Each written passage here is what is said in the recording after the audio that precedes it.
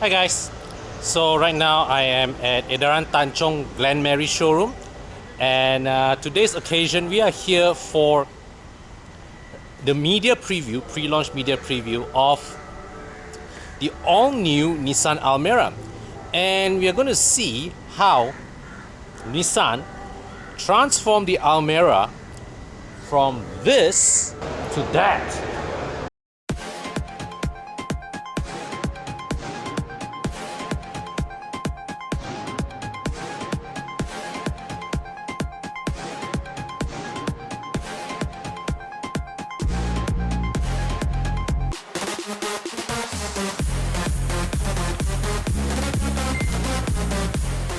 Okay guys, so here we have it. This is the new Nissan Almera, the all-new Nissan Almera, and look at it. This car, if you compare it with the previous Almera, it doesn't even look the same thing at all. In fact, you can probably even stick a selfie badge on this and it will still pass, because this is such a big jump, big elevation in terms of design and perceived value from the previous car, that it's imagined to imagine this as a successor to the existing Almera, as opposed to being an all-new model, an all-new model line.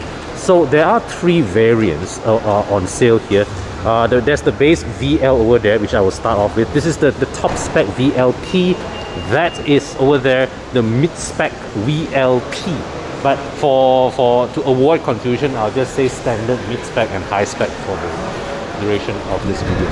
So we'll start with the standard spec model. Okay, and you can see, right, first thing you notice, it's got keyless entry, not just on the driver's side but on the passenger side as well. And you also notice that at the front here, the Nissan logo is laminated. So this thing has auto braking. So auto braking, autonomous emergency braking in the Almera is standard across all variants, and that is a class-leading proposition to me. Okay, so you can tell the standard spec from the other two cars basically by looking at the wheels. The standard model here comes with 15-inch alloys. The other two over there has 16s, and you have side mirror mounted indicators. The headlights are halogen, but it is a very respectable looking halogen headlight. It's reflectors, but you have all these design elements here that make it, look still rather presentable. Okay, so no complaints on the headlights. And now you come to the side here, you can see the profile of this car is also more balanced, more attractive compared to the predecessor. There's a plastic trim here that tries to create a floating roof appearance. I'm not so sure about that. To be honest with you, I don't know if this piece is even a necessary thing. Theophilus, if you are watching this, I would like to ask if you can sort of Photoshop a treatment of the Almera without this, just to see how it looks like. I think, in my imagination now, right, I think if this piece is, they just did away with this piece and make this as a single flowing panel, may even look more attractive. All right. So at the back here, you can see the standard model also has LED illumination. Well, it's a lighting signature. It's a signature type lighting. All right, and with this gloss black framing around the tail light cluster. All right, so they are marketing this as the Almera Turbo. So all variants of the new Almera comes with the new Nissan's new 1-liter 3-cylinder turbo that punches out 100 horsepower, 152 Newton meters of torque. So boot space here, 482 liters, and it looks big. Okay, open underneath there. That's a large spare tire well. Definitely big enough for a full-size spare, although they just put a space saver here. And you can see the black pieces there. They've put extra sound deadening elements, okay, to further improve the refinement of this car, the noise levels of this car on the move. So even here also there's insulation on the boot lid as well. All right, so the lower edge of the standard model, even the lower edge has a diffuser treatment here. This part painted, and this part comes with carbon fiber finishing, although yeah, so you can see some of the edges here not quite as finely finished as you would like. So here, okay, now before I step inside, let me come to the front seat. All right, and I'll firstly adjust the seat to my seating position. Now, okay, somebody left the lights on. Okay, so the instrument cluster is a very plain analog cluster. You've got push start button, of course, and there's a simple screen, small LCD screen in the middle there, digital trip computer there. All right, looks of good clarity. Okay, and come here, you can see I would imagine in the higher spec models this becomes a touch screen, but this is still a very presentable appearance. This is hard plastic here. Okay, dark plastic here surrounds as well. Probably this is where in the higher spec variants this will become a nicer trim element.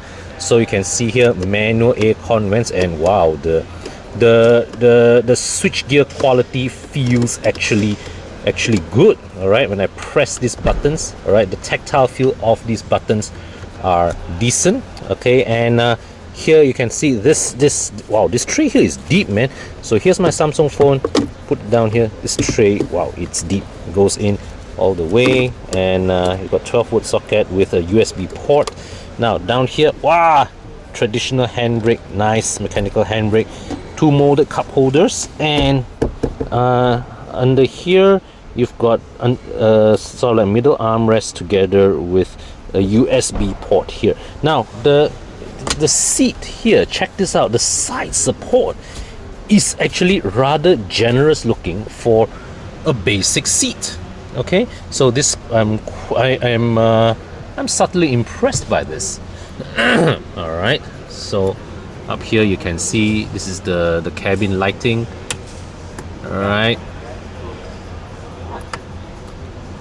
the switches here, okay, decent quality. So you can activate them individually, or this is the door open mode. Oh, this is one of those that will slowly switch off after you close the door, not immediately. All right, so just to show you the door card. Okay, so here, this part where you rest your elbows, this is soft. Okay, so it's good. Here is sort of like the carbon fiber trim here. They put a lot of fake carbon fiber trim around the car. All right, this door pocket here together with a bottle holder, and well you can't go all the way back, but it's a nice enough length for you to like drop maybe a book or something. Certainly nothing I would say this is class competitive. Okay, but I think to me this is amazing. Even at standard model, even the standard model comes with auto braking. I think that to me is a very good statement of intent from Nissan. Now of course here in the standard model you only get 2 airbags. You need to upgrade to the higher variants. The higher variants get 6 airbags, but yeah, I think for auto braking to be offered at all spec levels, that is a fantastic piece of specification. So I'm just going to fold the seat down. Okay, so we have 60-40 split folding. I'm not going to fold that one. Now, one thing you can see, the step between the seat and the boot is big, so you can use this to store long items but they expect them to rock about a bit. Now here, this is the Isofix mounts, quite exposed. All right, so some people may not fancy the look of it, but as a parent who actually uses them, I appreciate it because it's easy to see, it's easy to install. So like the predecessor, leg room is fantastic. The seats have good lean angle. All right, and leg room is not that impressive. I'm 170 centimeters tall. My hair is touching the roofline. Okay, the thigh support is decent. Okay, but nothing. It's all pretty decent for this class of car. You've got a USB port here, but no rear air con vents. I'll check if the higher spec models have rear air con vents later on. All right. So let's move on to the mid-spec model.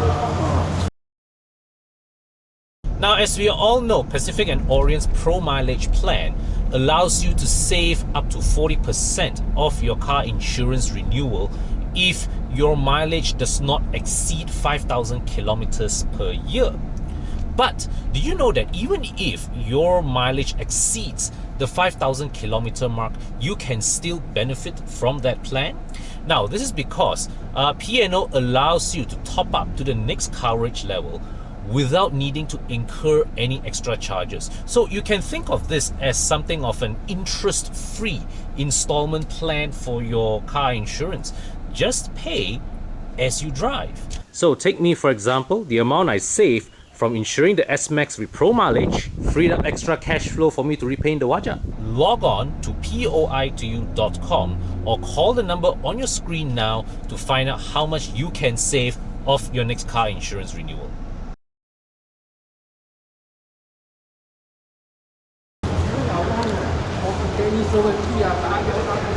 Now here's the mid-spec variant, and now this is let's have a look at the engine bay. This is Nissan's new 1-liter 3-cylinder engine, outputs 100 PS, 152 Newton meters of torque.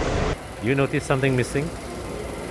That's right, guys. You see there's no strut tower, right? Why? Because the strut tower is here. It's mounted here. So to access the front shock absorber, you will need to remove. I presume you need to remove this whole plastic cover before you can make you can have access to the front shocks. Okay, all right. And one of the reasons why the front shocks are so far back is because the Nissan made a decision. The engineers made a decision to give the Almera added front caster angle. Therefore, it gives the car more, the steering more rapid self-centering. Now, earlier the engine was active, but it's been shut down now. So as you know, this is a 3-cylinder engine, and 3-cylinder engines vibrate severely on idle. So and that's their nature. Okay, so what Nissan has done, a clever solution, all right, is this mounting here.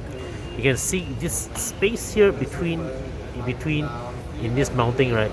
It is designed to absorb the idling vibrations of the engine, so that, you know, when you're standing still at a traffic light, a lot of the vibration, majority of the vibrations are isolated from the cabin, and it contributes to a much better, a much more refined driving experience with this car.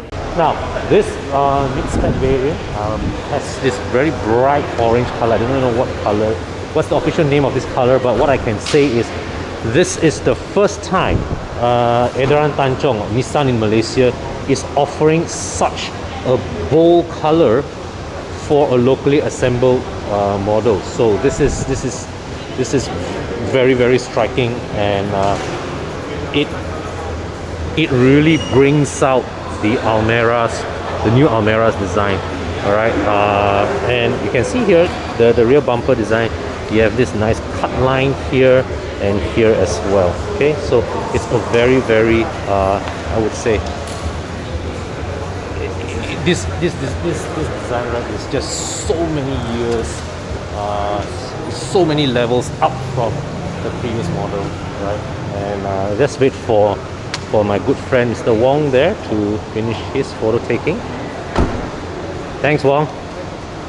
Alright, so we'll come in here and see the dash, and oh my god, this is such a big step up from the base model. So here you can see this is now leather.